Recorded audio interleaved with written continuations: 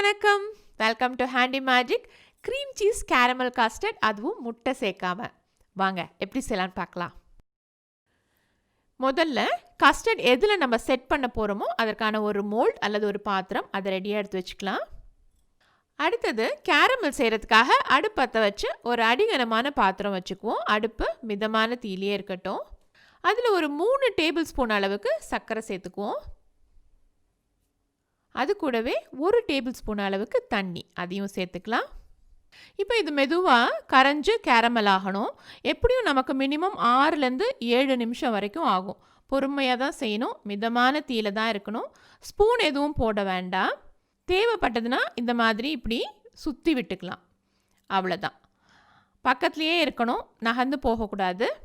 நம்ம சேனல் இப்போ தான் முதல் முறையாக பார்க்குறீங்களா? சேனல் சப்ஸ்கிரைப் பண்ணிக்கோங்க, உங்கள் நட்புறவுகளோடையும் பகிர்ந்துக்கோங்க. மறக்காமல் பெல் ஐக்கானையும் கிளிக் பண்ணி வச்சுக்கோங்க. அப்போ தான் நாங்கள் ஒவ்வொரு வாரம் போடுற புதிய பதிவுகளை நீங்கள் தவற விடாமல் பார்க்க முடியும். ஓகே, இப்போ இது வந்துட்டு ஒரு நல்ல ஒரு கோல்டன் கலர் வரணும், ஒரு ஆம்பர் கலர். அது வரைக்கும் கொஞ்சம் நேரம் இது அப்படியே மெல்ட் ஆகி கேரமல் ஆகட்டும். இப்போ பாருங்கள், ஒரு சின்ன ஸ்லைட் சேஞ்ச் வந்துருச்சு.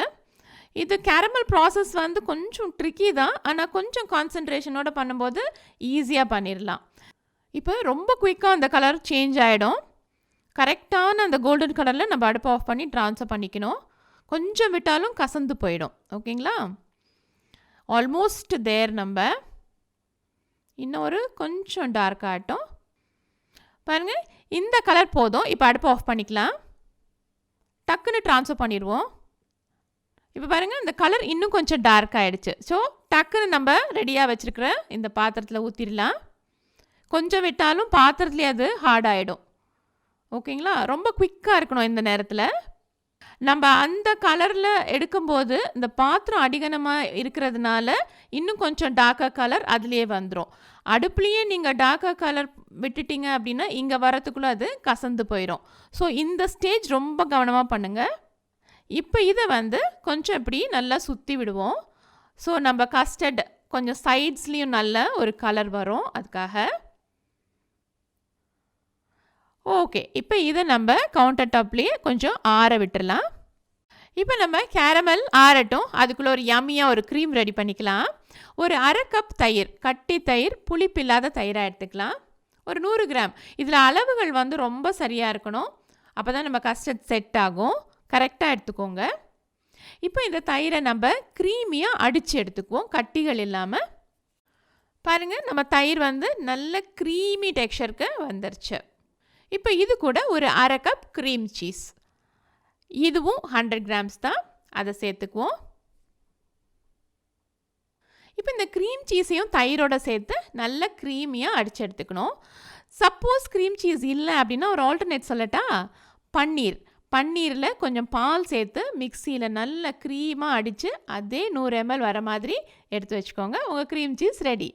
இல்லை அப்படின்னா இன்னொரு ஆல்டர்னேட் என்னென்னா, பால் ஆடை நம்ம நெய் செய்கிறதுக்காக கலெக்ட் பண்ணி வச்சுருப்போம் இல்லையா, மலாய், அதை எடுத்துக்கலாம். அவ்வளோதான், அவங்களோட க்ரீம் சீஸ் ரெடி. யூஸ்ஃபுல் தானே? பார்த்தீங்களா? அப்போ இந்த வீடியோ உங்களுக்கு ரொம்ப பிடிக்கும். ஒரு தம்ஸ் அப் மறக்காமல் கொடுத்துருங்க. இதை இப்போ இன்னும் கொஞ்சம் க்ரீமியாக அடித்து எடுத்துக்கலாம். இப்போ பாருங்கள், நம்மளோட க்ரீம் சீஸ் நல்ல தயிரோட பிளெண்ட் ஆயிடுச்சு.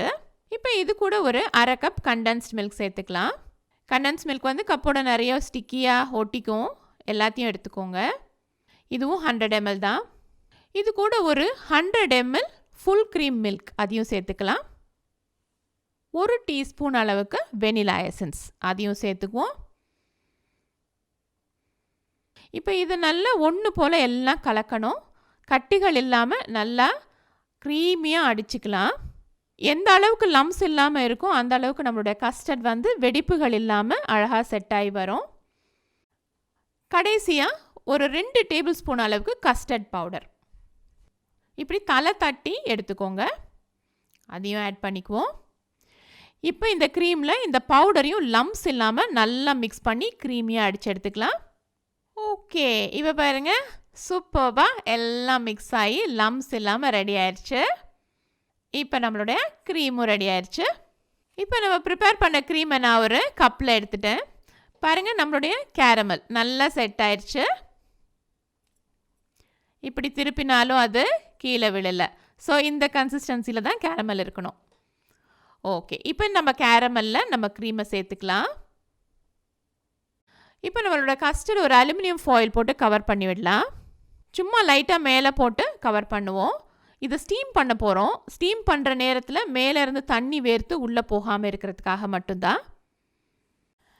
இப்போ நம்ம கஸ்டர்டை ஸ்டீம் பண்ண போகிறோம். அதுக்காக ஒரு பாத்திரம் வச்சுக்கலாம். அதில் ஒரு ஸ்டாண்ட் ஒன்று இப்படி ப்ளேஸ் பண்ணிக்குவோம். அடுப்பு மிதமான தீயில் இருக்கட்டும். நம்ம ரெடி பண்ணி வச்சுருக்கிற கஸ்டர்டை அந்த ஸ்டாண்ட் மேலே வச்சுருவோம். இப்போ இது ஆவியில் வேக போகுது. அதுக்காக தண்ணி சேர்த்துக்கலாம். நம்மளுடைய வச்சிருக்கிற மோல்டில் ஒரு அரைவாசிக்கு தண்ணி நிற்கணும். அந்த அளவுக்கு தண்ணி சேர்த்துக்குவோம். அதிகமான தண்ணி சேர்த்திங்க அப்படின்னா பொங்கி உள்ளுக்க போயிடும். ரொம்ப குறைச்சலான தண்ணி வச்சாலும் நம்ம ஸ்டீம் பண்ண போகிற நேரம் கூடுதலான நேரம் அடி பிடிச்சிரும். தண்ணி குறைஞ்சு தீஞ்சு போயிடும். ஸோ நம்மளுடைய கப்போடைய பாதி அளவுக்கு தண்ணி இருக்கணும். தண்ணி ஊற்றினதுக்கப்புறமா ஒரு மூடி போட்டு இதை மூடி வச்சிடலாம். இப்போ இது வேகிறதுக்கு எப்படியும் 35 நிமிஷத்துலேருந்து 45 நிமிஷம் வரைக்கும் ஆகும். ஒரு 25 நிமிஷத்துக்கு அப்புறமா நீங்கள் திறந்து வேணாலும் செக் பண்ணலாம். ஒரு டூத்பிக் உள்ளே விட்டு பார்த்தீங்க அப்படின்னா க்ளீனாக வரணும். அவ்வளோதான், அதுதான் பக்குவம். இல்லைன்னா இந்த சைட்ஸ் எல்லாம் உங்களுக்கு கொஞ்சம் விடுபட்டு வந்திருக்கும். சப்போஸ் தண்ணி பத்தலை அப்படின்னா நீங்கள் சுடுதண்ணி ஆட் பண்ணலாம் 20 நிமிஷத்துக்கு அப்புறம். பச்சை தண்ணி ஆட் பண்ணிடாதீங்க. ஆட் பண்ணிங்கன்னா உங்களோட டெம்பரேச்சர் அதை டவுன் பண்ணிவிட்டு சம்டைம்ஸ் நம்மளது ஃப்ளாப் ஆயிரும். ரொம்ப குறைச்சலான குவான்டிட்டிங்கிறதுனால நான் இந்த மெத்தடை ஃபாலோ பண்ணுறேன். இதே நீங்கள் அவன்லேயும் ஸ்டீம் பண்ணி எடுக்கலாம். அவனில் ஸ்டீம் பண்ணும்போது 180 டிகிரி C ஒரு ட்ரேயில் தண்ணி ஊற்றி வச்சுட்டு அதுக்கு மேலே இந்த மோல்டை வச்சு ஸ்டீம் பண்ணி எடுத்துக்கலாம். இட்லி ஸ்டீமர், இடியாப்ப ஸ்டீமர் எது வேணாலும் யூஸ் பண்ணி ஸ்டீம் பண்ணி எடுத்துக்கலாம். இப்போ ஒரு 45 நிமிஷம் ஆயிடுச்சு. பாருங்கள், தண்ணியும் கரெக்டாக கீழே வரைக்கும் வந்திருக்கு. இப்போ வெந்துருச்சான்னு பார்க்கலாம். ரொம்ப சுடுது, வெளியில் எடுத்து வச்சுட்டு காட்டுறேன். ஓகே, எடுத்தாச்சு. இப்போ ரொம்ப கவனமாக இதை ஓப்பன் பண்ணுவோம். கையில் ஆவி அடிக்கும். ரொம்ப சுடுது, கேர்ஃபுல்லாக தரங்க. சூப்பராக வெந்து வந்திருக்கு. பாருங்கள், நல்ல ஹெவி ஆயிடுச்சு. ப்ளஸ் ஒரு சின்ன ஜிக்லி ஸ்டேட் மாதிரி இப்படி இருக்கும். ஆடும் அப்படி தான் வேணும் நம்மளுக்கு. இந்த சைட்ஸ் எல்லாம் பாருங்கள் விடுபட ஆரம்பிச்சிருச்சு. ஒரு டூத்பிக் விட்டு பார்ப்போம். பாருங்கள், அதுவும் க்ளீனாக இருக்குது. ஸோ நம்மளுடைய கஸ்டர்ட் பர்ஃபெக்டாக வெந்து வந்திருக்கு. இப்போ இதை கவுண்டர் டாப்பில் நல்லா கொஞ்சம் ஆற விடுவோம். ஆறுனதுக்கு அப்புறமா ஃப்ரிட்ஜில் ஒரு 2 மணி நேரத்துக்கு அப்படியே வச்சிடலாம். ஏன்னா கஸ்டர்ட்லாம் சில்லுன்னு சாப்பிட்டா தான் சூப்பராக இருக்கும். ப்ளஸ் நல்லா செட்டாயும் நம்மளுக்கு வரும். ஓகே, இப்போ நல்லா ஆற விட்டுட்டு ஒரு 2 மணி நேரம் ஃப்ரிட்ஜ்லேயும் வச்சு எடுத்துகிட்டு வந்தாச்சு. பாருங்கள், நல்ல ஓரங்கள்லாம் விடுபட்டுருச்சு. இப்போ நம்ம கஸ்டர்ட் மூவும் ஆகுது. இப்போ டிமோல்ட் பண்ணலாமா? இப்போ நம்மளுடைய மோல்டை விட பிளேட் கொஞ்சம் பெருசாக இருக்கணும். ஏன்னா திருப்பும் போது கேரமல் கொஞ்சம் ஊஸ் அவுட் ஆகும். நடுவில் இப்படி கை வச்சுட்டு திருப்புங்க. ரைட், திருப்பியாச்சு. இப்போ ஓப்பன் பண்ணிடலாமா? ரெடி? 1 2 3. சூப்பராக வந்திருக்கு. பாருங்கள், நம்ம இந்த கேரமலில் அந்த ஓரங்கள்லாம் கலர் வர்றதுக்காக ரொட்டேட் பண்ணோம் இல்லையா? பாருங்கள், நல்ல அழகான ஒரு ரவுண்ட் வந்திருக்குல்ல.